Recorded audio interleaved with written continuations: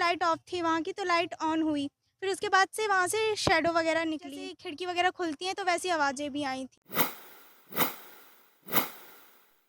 ये कहानी है अक्टूबर 2022 की, जब झांसी के वीरांगना Jhalkari Bai government polytechnical hostel में एक डरावनी घटना ने 63 लड़कियों की रातों की नींद छीन ली। ये कोई सुनी सुनाई कहानी नहीं, ये एक सच्ची घटना है जिसे अखबारों और न्यूज़ चैनल ने भी कवर किया था। आज हम जानेंगे उस रात के हर एक पल के बारे में जिसने उन लड़कियों को हॉस्टल छोड़कर भागने पर मजबूर कर दिया। नमस्कार दोस्तों, मैं हूं निखिल और ये है काल दास्तान। इस स्टोरी में हम 50 लाइक का टारगेट सेट करते हैं। झांसी से दूर एक सुनसान इलाके में बना ये हॉस्टल किसी भूल भुलैया से कम नहीं था। चारों ओर घनी झाड़ियाँ जो रात में बस एक काली धुंध जैसी दिखाई देती है। सुरक्षा के नाम पर एक बूढ़ा गार्ड था जो हॉस्टल से इतनी दूर बैठता था कि अगर कोई चिल्लाए भी तो भी उसकी आवाज़ उस तक नहीं पहुँचती। और हाँ, यहाँ कोई सीसीटीवी कैमरा भी नहीं था। रिया एक नई छात्रा थी जो उसी महीने यहाँ पर शिफ्ट हुई थी। उसकी सहेलियों ने उसे बताया कि हॉस्टल के पास कई साल पहले एक लड़की की मौत हो गई थी। कहते हैं कि उसकी आत्मा आज भी यहीं भटकती है। एक लड़की ने रिया को फुसफुसाते हुए बताया। रिया ने हंसकर बात टाल दी।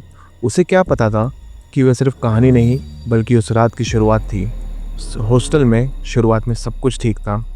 रिया और उसकी सहेलियाँ, जिनमें पिया और सोनाक्षी भी थी, मिलकर पढ़ाई करती थी, मजाक मस्ती। लेकिन धीरे धीरे चीज़ें बदलने लगी। रात को अक्टूबर के पहले हफ्ते में अक्सर अजीबोगरीब आवाज़ें सुनाई देती थी।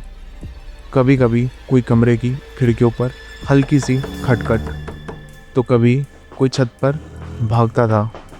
लड़कियां इसे शरारत मानती थी। उन्हें लगता था कोई लड़कियां शरारत कर रही है या कोई उनके साथ मजाक कर रहा है।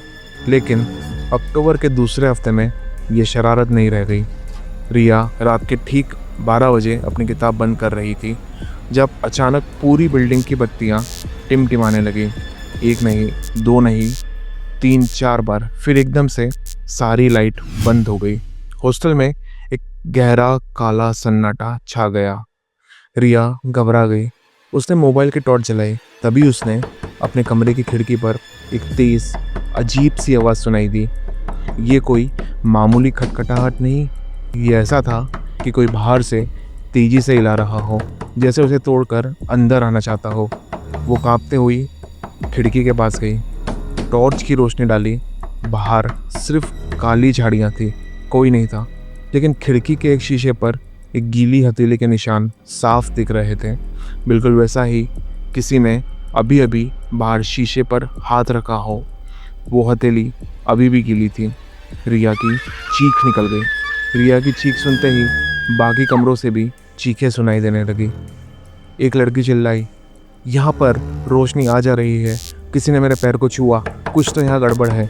दूसरे ने कहा, हमारी खिड़की पर कोई ठोक रहा है, वो अंदर आना चाहता है। सब डर कर दरवाजे खोलकर बाहर आ गई।